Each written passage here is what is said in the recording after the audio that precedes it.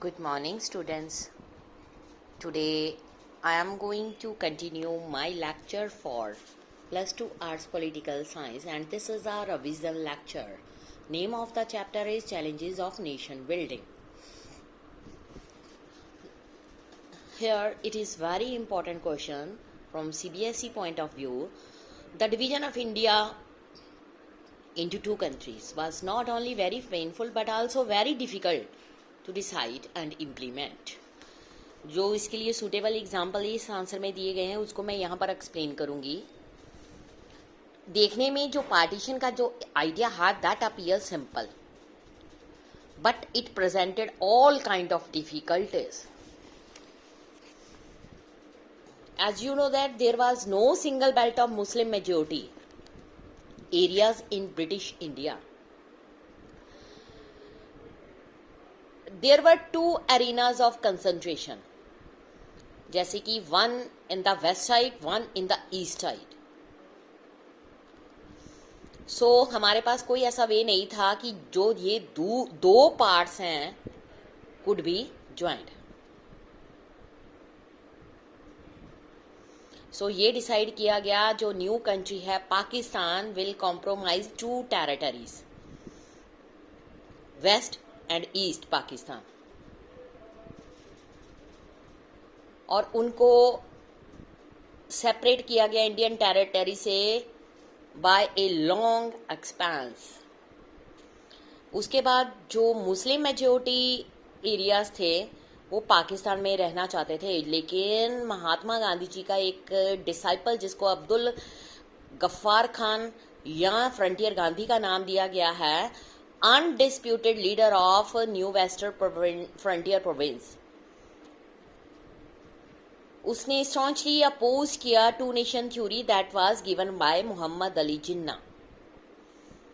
But उसकी जो voice है उसको सिंपली इग्नोर कर दिया गया और NWFP ने ये डिसाइड किया कि वो पाकिस्तान में मर्ज करेंगे.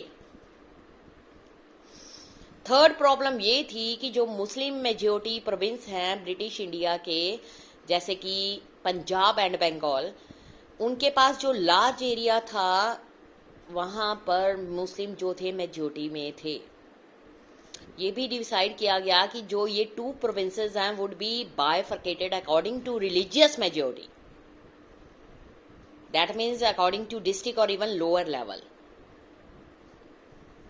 सो जो डिसीजन थे could not be made by the midnight of 14-15 अगस्त.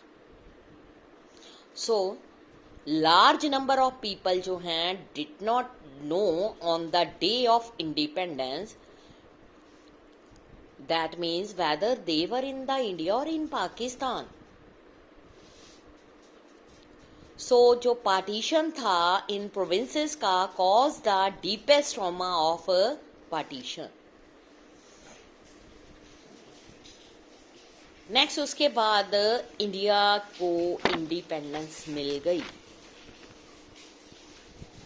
लेकिन बहुत सारी डिफिकल्टीज जो उस टाइम हमें पार्टीशन के दौरान आई, that were number one, it was the first and immediate challenge to shape a country that was united. लेकिन फिर भी जो अकोमोडेशन थी diversity in our society, our nation India was a land of continental size and diversity.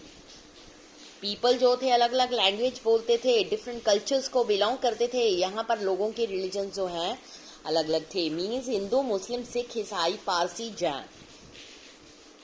So it was a big challenge, क्योंकि ये उस time ये believe किया जाता था कि कंट्री जो है full of such kind of diversity could not remain together for long.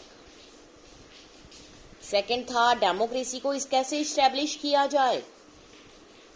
Constitution of India ने फंडामेंटल राइट्स को एक्सेप्ट कर लिया था, और राइट्स जो है उसमें वोट जो है राइट वोट वो हर किसी को प्रोवाइड किया. हमारी कंट्री ने अडॉप्ट की रिप्रेजेंटेटिव डेमोक्रेसी, जो कि डिपेंड कर रही थी या बेस थी parliamentary form of government. So हमारे पास नेक्स्ट चैलेंज आया development of well being of the society whole and not only of some section. So जो हमारा कॉन्स्टिट्यूशन ऑफ इंडिया का है उसने principle of equality and special protection of socially disadvantage group and culture religious communities के ऊपर stress दिया। Excuse me. अब हमारे पास नेक्स्ट आया प्रिंसली स्टेट्स।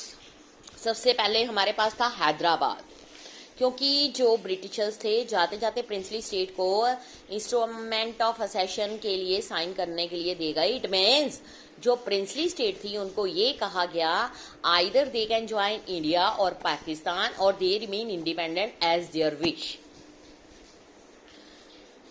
सो हैदराबाद में जो निजाम था वो एक इंडिपेंडेंट स्टेटस चाहता था हैदराबाद का, इसलिए उसने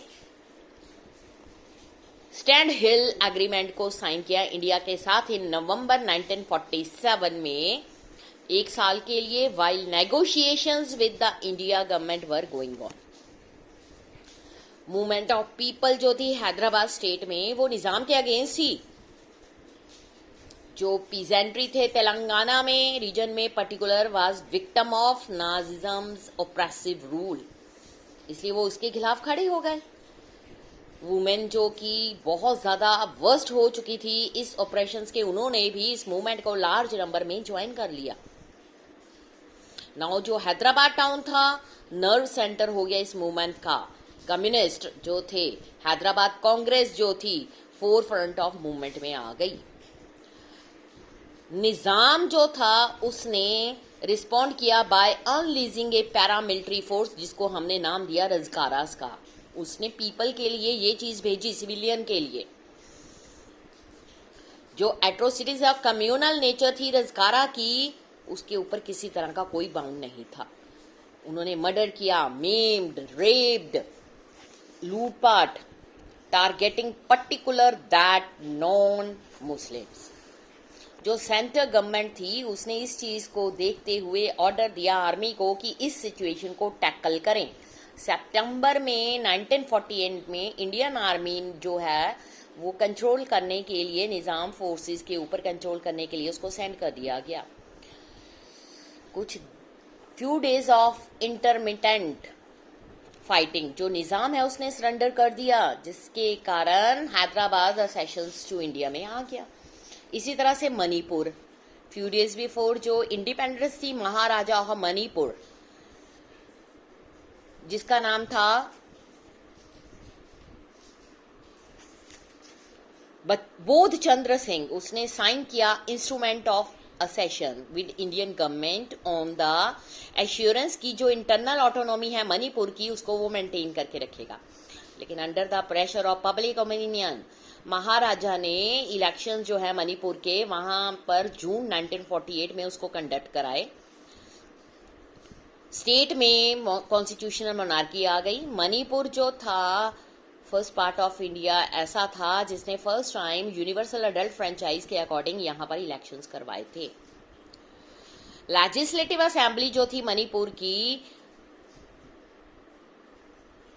वहां पर merger of Manipur with India, उसके ऊपर बहुत सारे क्वेश्चन अराइज हुए। जो स्टेट कांग्रेस थी वो मर्ज करना चाहती थी, लेकिन जो पॉलिटिकल पार्टी थी उन्होंने इस चीज को अपोज किया। सो जो गवर्नमेंट ऑफ इंडिया है वो महाराजा को प्रेशराइज करने में सक्सेस हो गई कि वो साइनिंग करे एक मर्जर एग्रीमेंट, जो साइन किया गया सितंबर 1949 में। उसमें लेजिस्लेटिव असेंबली जो मणिपुर की थी इलेक्ट हुई थी, उसको कंसल्ट नहीं किया गया, जिसके कारण मणिपुर के लोगों के बीच में एंगर आ गया, जिसके कारण रिप्रेशंस उन्होंने फील की, इसलिए मणिपुर को इंडिया में शामिल कर लिया गया।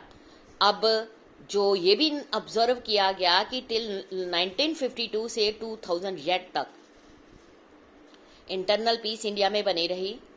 ठीक है, थॉट, आइडियोलॉजी, लाइफस्टाइल, एक्सप्रेशंस जो हैं लैंग्वेज के अकॉर्डिंग लोगों की सुने गए। उसमें डिस्ट्रिक्ट जो थॉट्स, लाइफस्टाइल, ऑलराउंड डेवलपमेंट, लोगों को सेटिस्फाइड करना, ये स्टेट का काम था और प्रॉपर उसमें पावर शेयरिंग की जरूरत थी। इस कॉन्टेक्स्ट में इकोनॉमिक डेवलपमेंट जो थी रीऑर्गेनाइज स्टेट्स की, उसको रेफर किया गया।